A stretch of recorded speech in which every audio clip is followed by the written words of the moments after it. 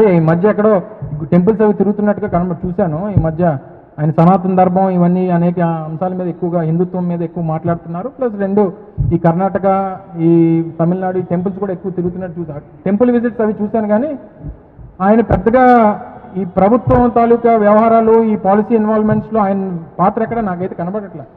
ఒకవేళ ఉండుంటే ఈరోజు ఏదమ్మా ఇందాక ఈనాడు పేపర్ చూపించావు, ఏది ఇందాక చూస్తున్నావు కదా, ఏది ఒకసారి అది ఇప్పించమ్మా కొంచెం. ఆ ఈనాడు కానీ ఆంధ్రజ్యోతి కానీ తీసుకురండి అమ్మా ఒకసారి.